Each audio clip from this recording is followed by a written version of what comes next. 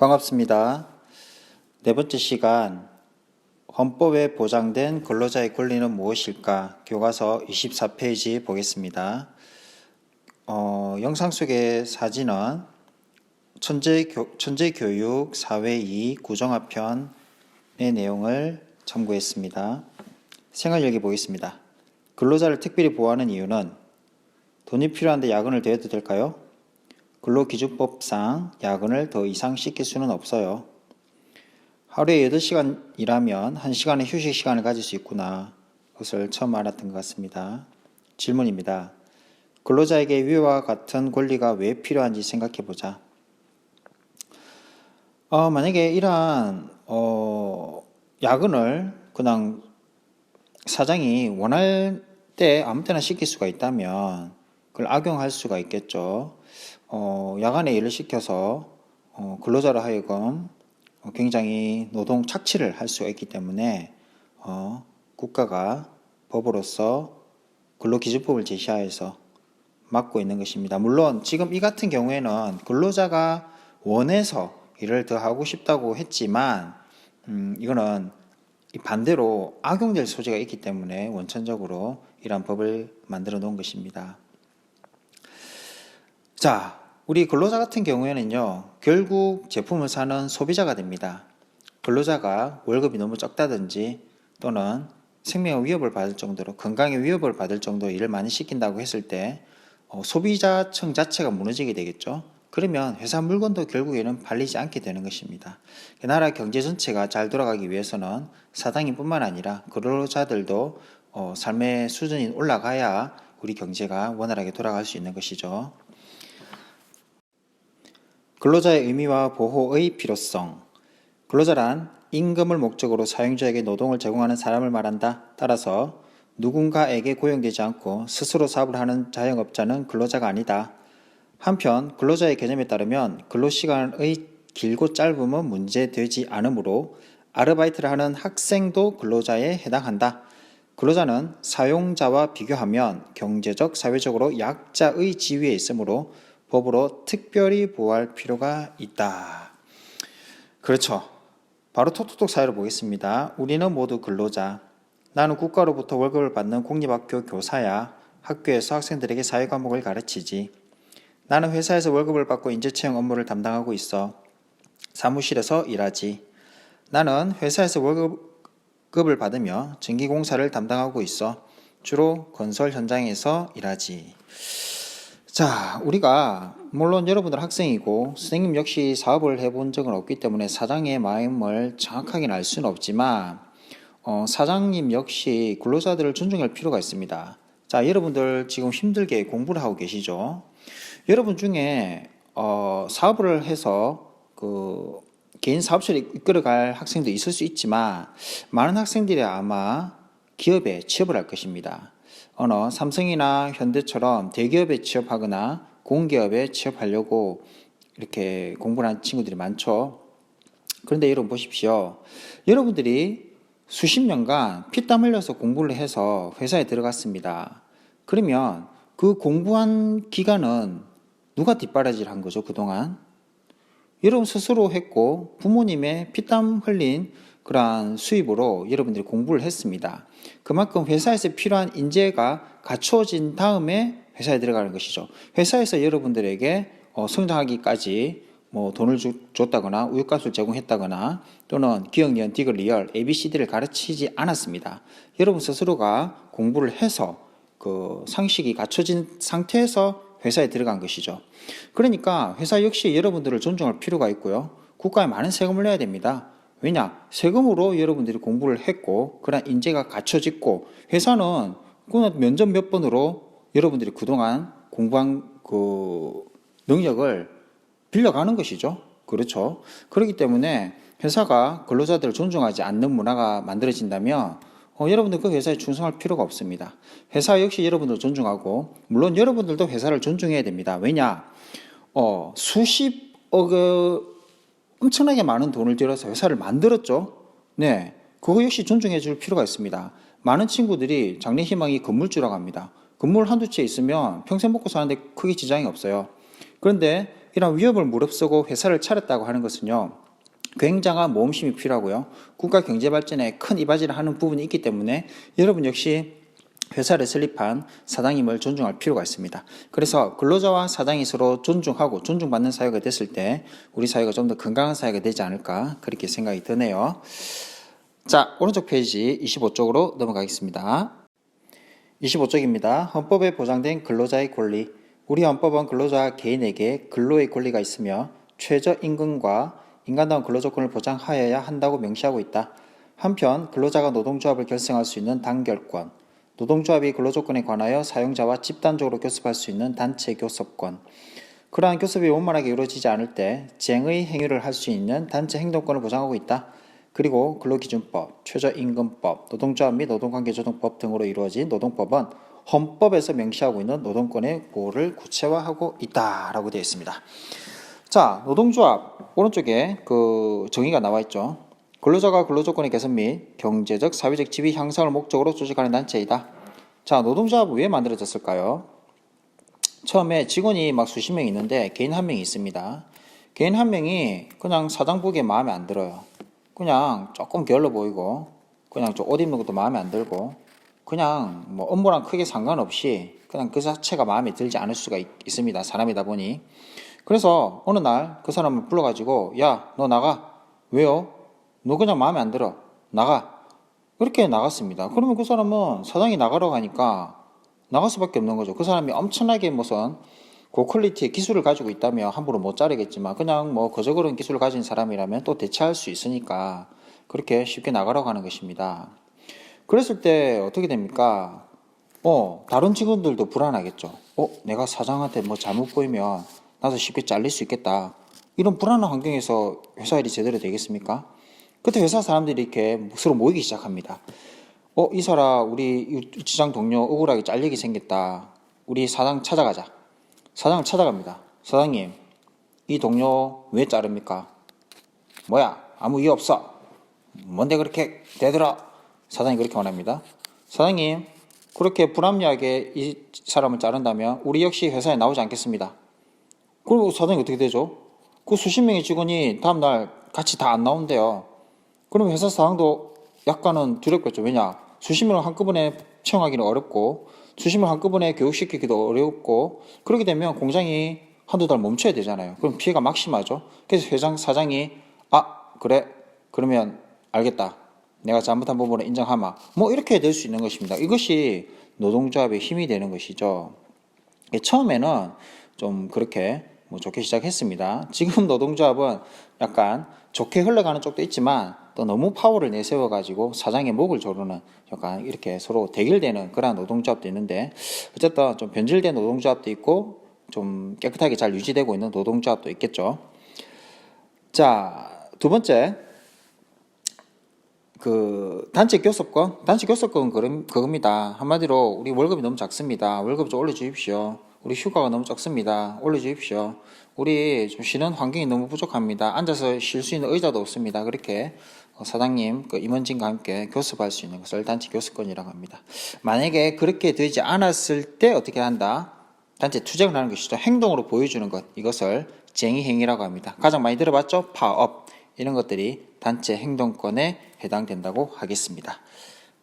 스스로 탐구, 청소년도 노동권을 가질까? 주유소에서 아르바이트하는 청소년과 드라마에 출연하는 청소년이 있네요.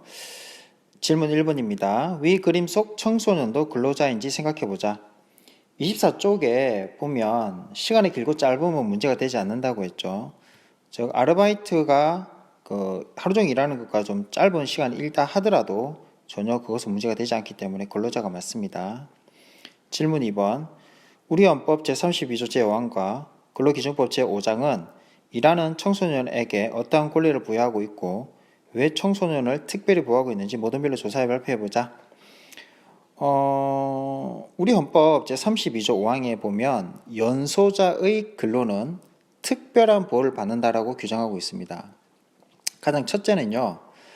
만 15세 미만자와 중학교에 재학 중인 만 18세 미만자에 대해서는요. 취직 인허증을 받아야만 고용이 가능합니다. 그것이 없으면 고용이 안 되고요. 두 번째로 정신적, 신체적으로 약하고 성장 단계에 있기 때문에 그 위험한 곳에서는 또는 좀 유해한 곳에서는 만 18세 미만자를 고용하지 못하게 하고 있습니다.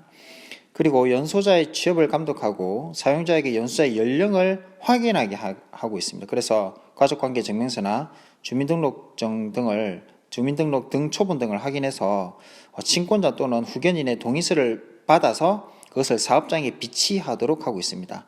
즉 그냥 성인들 고용하듯이 그냥 아무런 제재 없이 하지 않고요. 여러 가지 안전장치가 되어 있다고 하는 것이죠. 3번, 일하는 청소년도 노동조합을 만들거나 가입할 수 있는지 조사해보자. 네, 가능합니다. 자, 4번은 청소년 알바 10개명이 있다고 합니다. 잠깐 요거 화면 한번 볼까요? 자, 화면 보이시죠? 1개명부터 10개명까지 있습니다. 제가 잘 읽지는 않겠습니다. 여러분 화면 잠시 정지하고 꼭 읽어보시고 다음 페이지로 넘어가면 좋겠습니다. 자, 26쪽 볼까요? 노동권이 침해되면 어떻게 구제받을까? 생활 열기 보겠습니다. 최저임금보다 적은 임금으로 계약해야 해요. 일이 밀려 있으니 새벽 2시까지 함께 일해야 해요. 안 되는데. 노동조합에 가입했으니 내일부터 그만 나오세요. 제가 뭘 잘못했나요? 자, 질문입니다. 위의 각 장면에서 고용주의 말은 법적으로 어떤 문제가 있을지 생각해보자. 가장 첫 번째는 뭐죠? 최저임금을 위반한 것이죠. 2020년 최저임금은 8,590원입니다. 즉 1시간에 무조건 8,590원 이상을 줘야 된다고 하는 것이죠. 자, 그 다음에 연장 근무 같은 경우에는요, 근로자의 동의가 반드시 있어야 됩니다. 동의, 무조건 안 된다는 것은 아니고요. 근로자가 동의를 할 경우에는 가능하지만, 이거 보십시오. 안 되는 데라고 하고 있죠. 그러면 시켜서는 안 됩니다. 근로기준법을 위반한 것이죠. 다음에 노동조합에 가입했으니 나오지 말라. 이것은 헌법에 보장된 노동 3권, 노동 3권은 25페이지 아까 배웠죠. 노동 3권에 위배되는 것입니다. 다시 첫 번째 그림은 최저임금법, 두 번째 그림은 근로기준법, 세 번째 그림은 노동 3권을 사용자가 침해하고 있습니다. 교과서 보겠습니다. 다양한 노동권 침해 모습. 헌법과 노동법에 보장된 노동권을 침해하는 모습은 다양하다.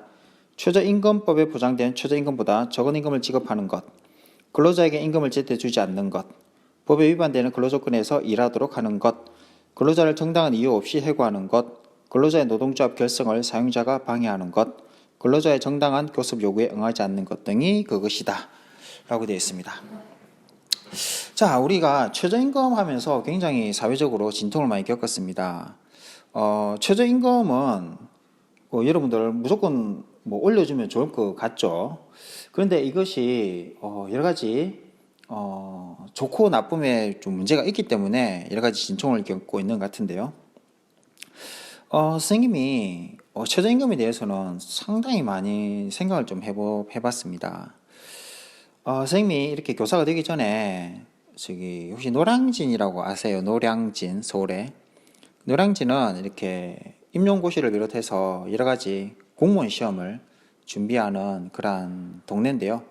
서울 속에 있지만 마치 동네 읍에 온 것처럼 굉장히 하여튼 좀 약간 색다른 곳입니다. 거기서 선생님이 시험 준비를 할 때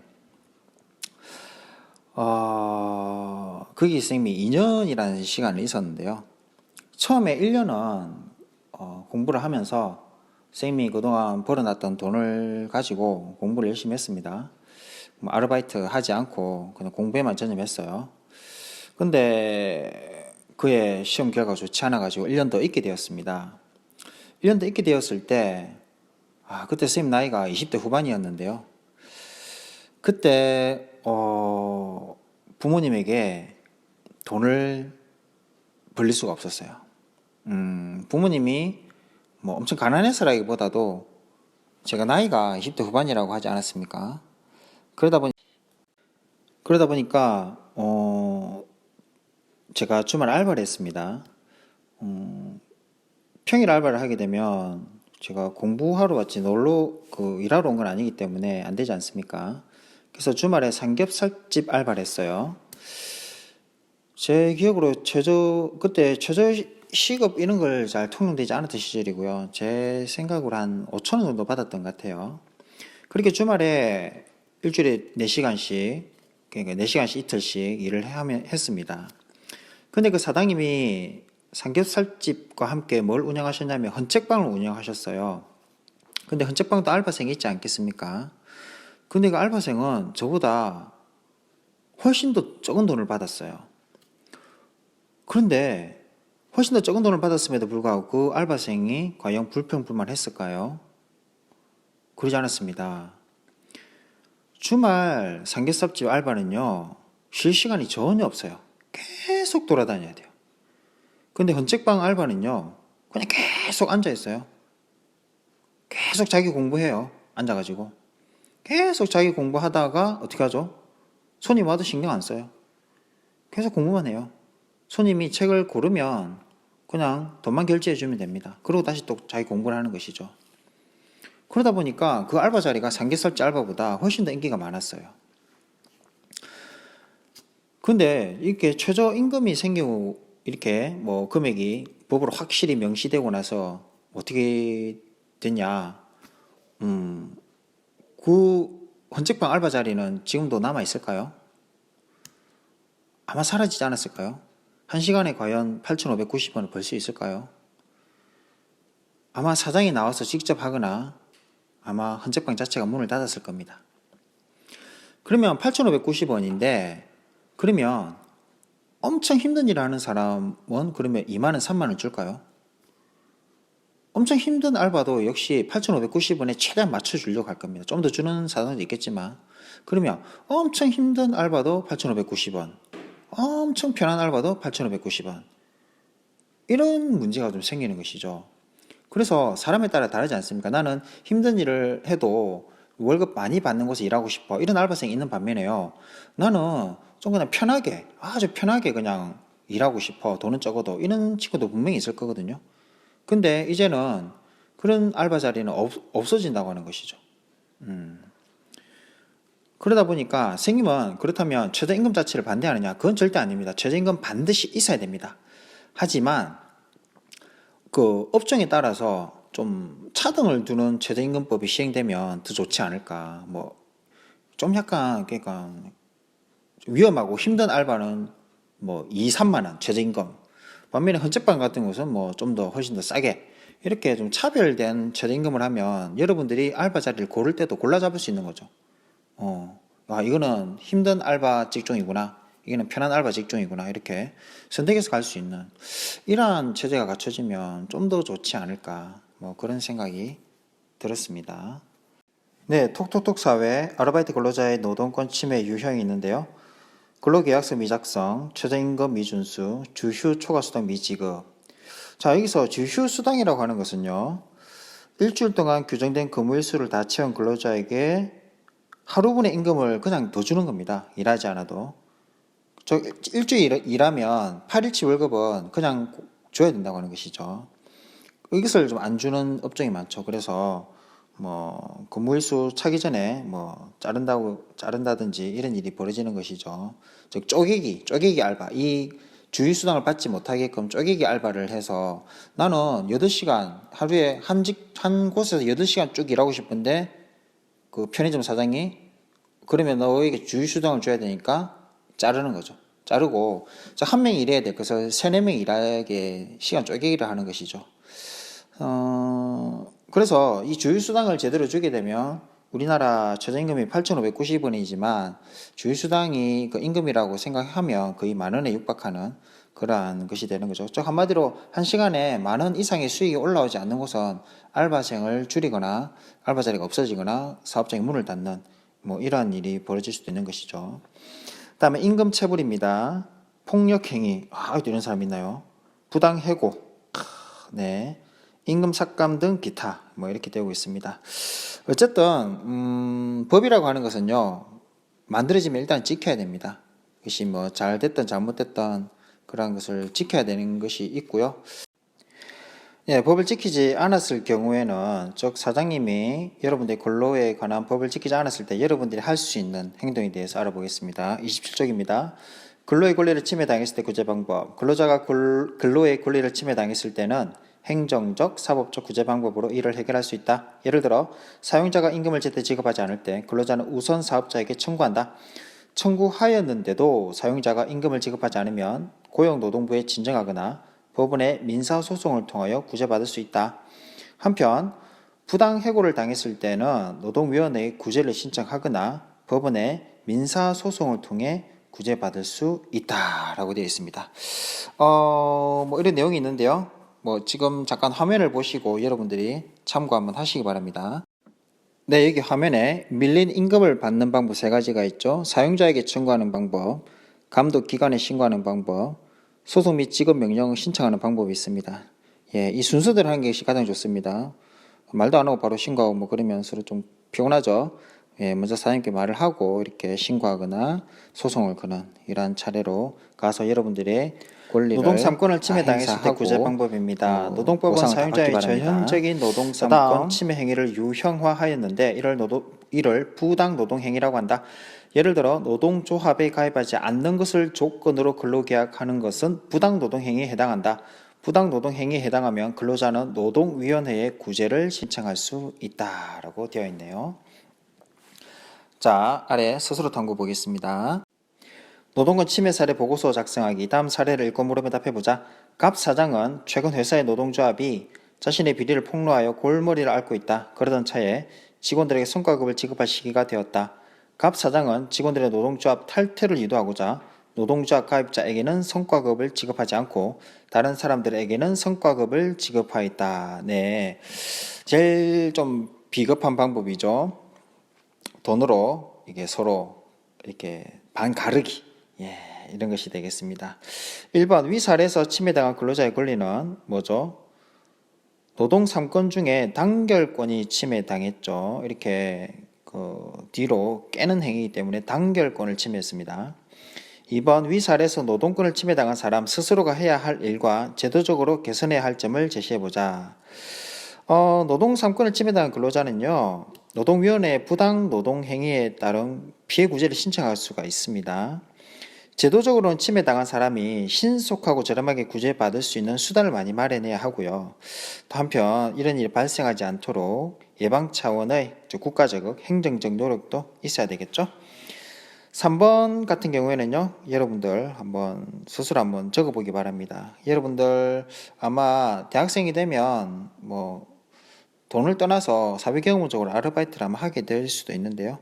그때 여러분들 지금 미리 고민해보고 문제 상황, 원인 어떻게 하면 해결될까 한번 창의적으로 생각해서 빈칸을 채워보면 좋겠습니다. 자, 다음 페이지 대단한 마무리 볼까요? 네, 대단한 마무리인데 갑자기 이상한 화면이 나왔죠. 자, 여러분들이 동영상을 끌 수 있는 시간을 잠깐 벌어주도록 하겠습니다.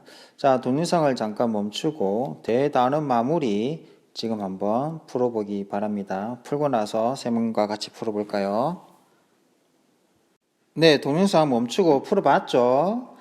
네, 스스로 정리하기 1번은 인권, 2번은 청구권, 3번은 공공복리, 4번은 행정, 5번은 단체 교섭권, 6번은 노동위원회가 되겠습니다. 1번 인권, 2번 청구권, 3번 공공복리, 4번 행정, 5번 단체 교섭권, 6번 노동위원회입니다. 스스로평가하기 1번 자유권은 D권, 국가의 부당한 간섭 방지 요구, 참정권은 미엄, 국가기관의 구성과 운영에 참여 보장을 요구, 청구권은 기여, 권리 침해에 대한 구제 요구, 사회권은 니언, 인간다운 생활의 보장 요구, 평등권은 리얼, 국가로부터 차별받지 않도록 요구, 기본권 제한의 요건 세 가지를 쓰고 그 한 개를 쓰시오. 국가안전보장, 질서유지, 공공복리를 위해서는 제한을 가할 수 있고요. 기본권의 본질적인 내용은 침해할 수가 없습니다. 국가기관에 의한 인권침해 구제 방법이 아닌 것은 법원에 민사소송을 제기하는 것은 국가기관이 아니라 개인에게 구제 방법을 신청하는 것이죠. 청구하는 것이죠. 4번 다음 내용에 해당하는 권리는 사용자와 교섭이 원만하게 이루어지지 않는 경우 정당한 절차를 거쳐 쟁의 행위를 할 수 있는 권리를 단체 행동권이라고 합니다. 5번 근로자는 임금을 목적으로 사용자에게 노동을 제공하는 사람을 말하고요. 헌법에 보장된 노동 3권 중 근로자가 노동조합을 결성할 수 있는 권리를 단결권이라고 하고요. 근로자의 노동 3권 행사에 대한 사용자의 침해 행위를 부당노동 행위라고 합니다. 네, 오른쪽에 수행평가 있는데요. 이것은 캠페인 할 수 없고 그냥 여러분들이 한번 이것을 채워보면 좋겠습니다. 오늘 네 번째 시간도 대단히 수고 많았습니다. 한 단원이 끝났네요. 자, 다음에는 큰 2단원 헌법과 국가기관에 대해서 알아보겠습니다. 수고하셨습니다.